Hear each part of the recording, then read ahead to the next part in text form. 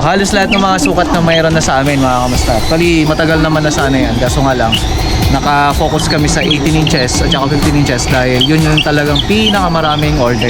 So proseso doon, process doon, ibig sabihin kung ano yung mga ginagawa nila doon, like yung masilya, rotor, fabrication. Yung fabrication dito naman, doon lang yung pinakamalikabok na portion. Dito naman yung pinaka final touches natin.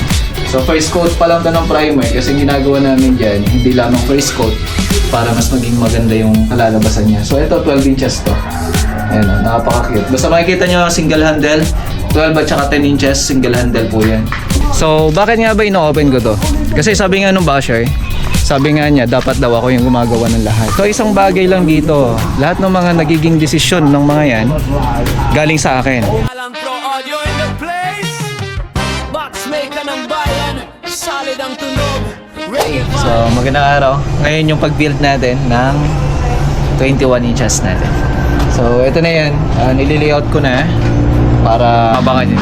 Okay? Ikaw ang taas, kaya alam Pro Audio walang kupas. Kahoy na matibay, gaway pulido. Bawat speaker box siguradong panalo. Pang bayan, pang event, pang disco man. Ikaw ang takbuhan ng buong sambayanan. Okay, so layout tayo ngayon ng 21 inches na. Excuse me. Ang naka-load doon yung ating 21 inches na 2,000 watts na neodymium na Johnson. So abangan nyo po yan, malapit-lapit na. And tingnan natin itong mga ginagawa ng tropa ngayon na kung saan nai-issue nga ito, mamaya pag-usapan natin.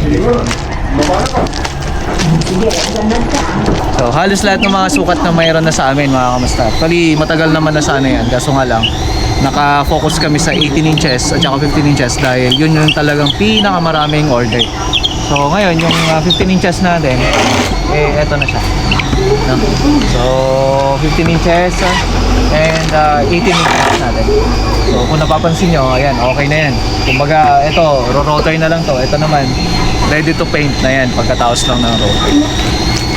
So tingnan nyo, may gumagawa dyan, may gumagawa rin doon. So yan ang pag-uusapan natin mamaya. Dito sa loob na to, nakikita nyo rin yung 12 inches na ginagawa natin. So ito yung 12 inches na WS turbo natin. Yan yung napakakit. Papakita ko sa inyo mamaya yung finished product natin ng 12 inches. So yung 12 inches na yan mga kamusta, available yan sa amin. Lahat naman available. So dito sa may part na ito mga kamusta, ang ginagawa namin, painting process. So proseso doon, process doon. Ibig sabihin kung ano yung mga ginagawa nila doon, like yung masilya, rotor, fabrication. Yung fabrication dito naman, doon lang yung pinakamalikabok na portion. Dito naman yung pinaka final touches natin. So kung napapansin nyo dito, ito na yung proseso na pina-primeran namin. So first coat pa lang ito ng primer kasi ginagawa namin dyan, hindi lamang first coat para mas maging maganda yung kalalabasan niya. So ito 12 inches to. Ayan o, napaka-cute. Basta makikita nyo single handle, 12 at saka 10 inches, single handle po yan.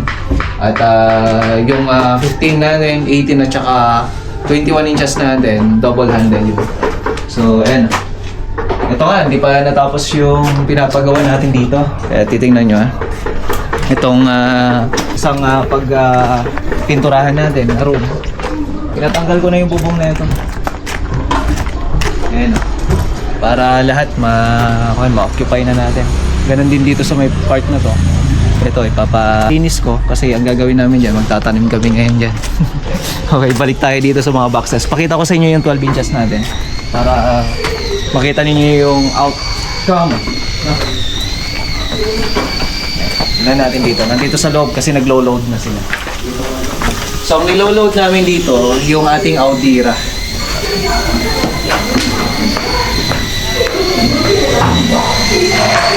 Ay, balik tayo.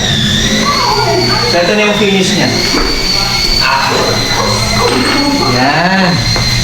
So, 12 inches yan. Ang isasalpak natin dito, itong Audira.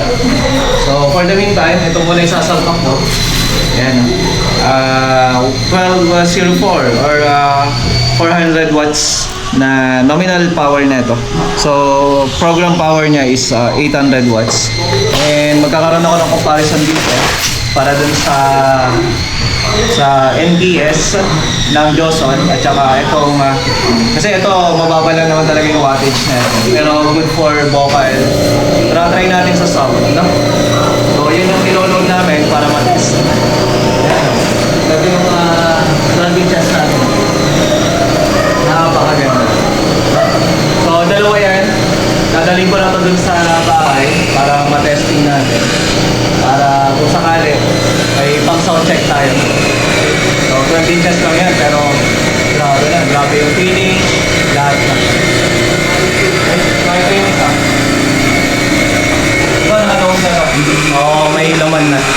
So, papakinggan na lang natin yan para at least marinig niya yung karga niya at kung ano yung kaya niyang gawin. Okay, so ngayon, balik tayo sa usapan kanina.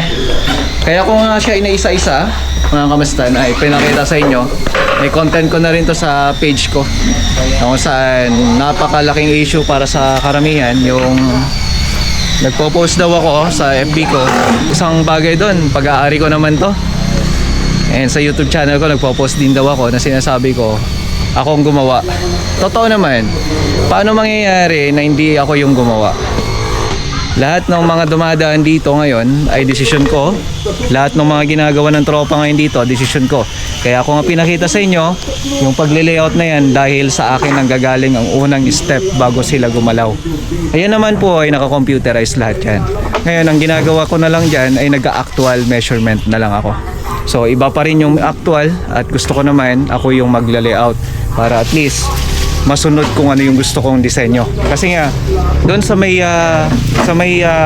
computer pa lang natin, sa layout pa lang natin, meron na akong binabago kaagad pag may naiisip ako na kung saan hindi ko nini-indicate minsan sa ini-indicate sa computer na kung saan dumadaan na lang sa actual measurement.